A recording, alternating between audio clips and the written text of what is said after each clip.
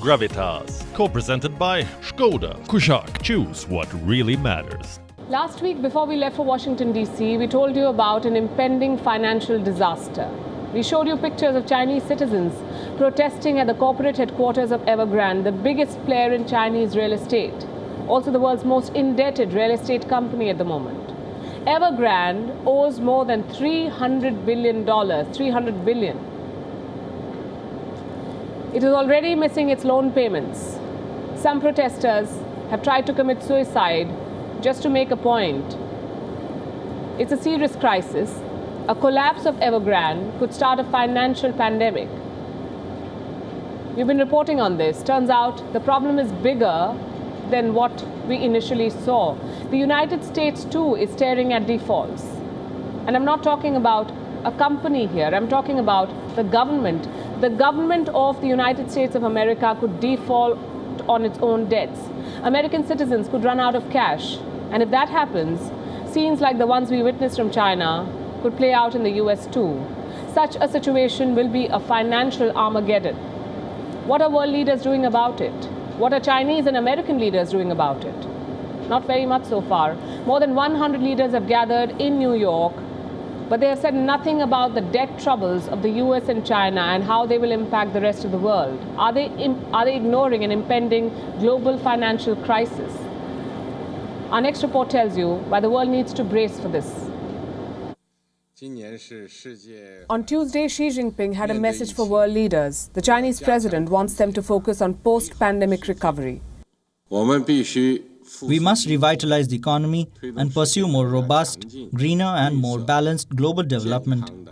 Development holds the key to people's well-being. Facing the severe shocks of COVID-19, we need to work together to steer global development towards a new stage of balanced, coordinated and inclusive growth. The global economy is still reeling from the pandemic that began in China.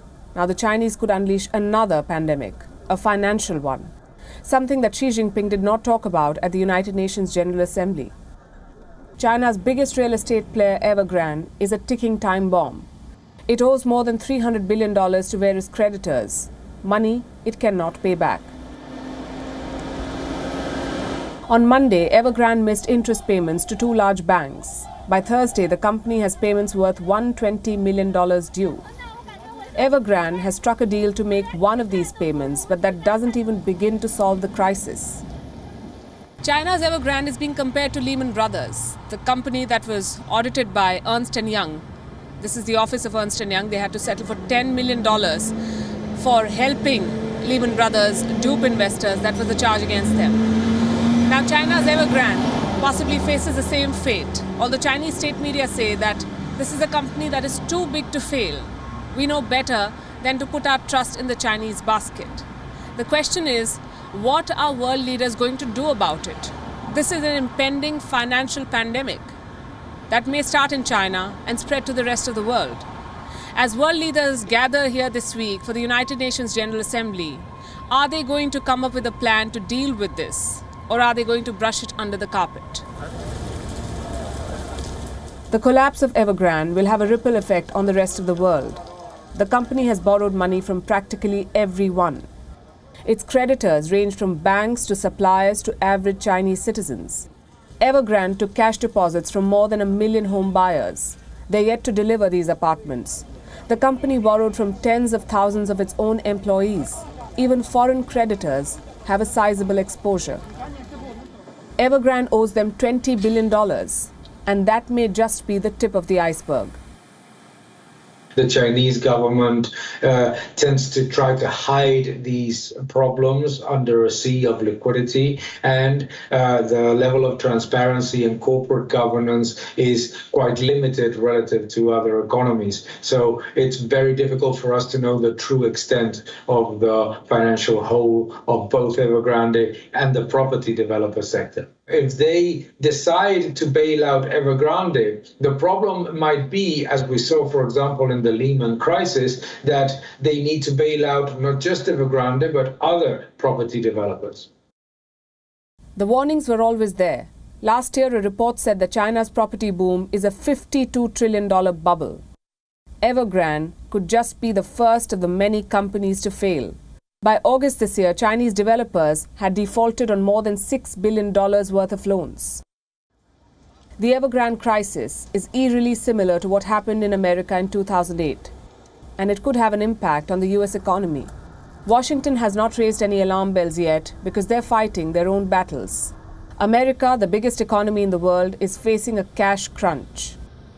Here in America, there's a new fear that the country is running out of money, and this could happen as early as October. That's next month. I'm standing in front of the US Department of Treasury, and the mood in this building is tense. US Treasury Secretary Janet Yellen has issued a warning to American lawmakers. She's asked them to raise the debt ceiling. And this is a request that has gone to the US Capitol not once, not twice, but numerous times. Yellen says that the US is heading into a new financial crisis, and that soon millions of Americans may not have enough cash, that American soldiers overseas may not get their pay. The question is, how did things come to such a pass? Were there no warnings? And what does this crisis mean for America's grand plans, more specifically Joe Biden's $3.5 trillion spending plan? This problem is about America's massive national debt. It stands at around $28.4 trillion as of today. This is the maximum the American government can borrow. But even with these loans, the Biden administration is unable to meet its expenses. Sometime in October, the US government could default on these loans. Millions of Americans could be strapped for cash. Nearly 50 million senior citizens will stop getting their Social Security checks. And American soldiers may not get their salaries.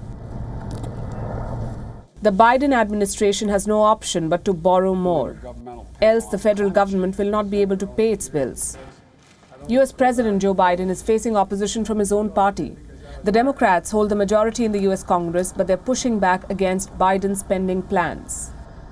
The United States and China are the world's biggest economies. They're both staring at defaults.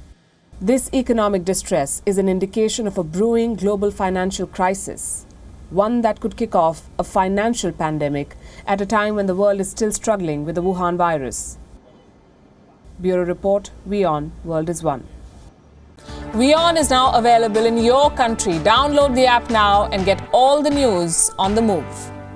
Gravitas, co-presented by Skoda. Kushaq, choose what really matters.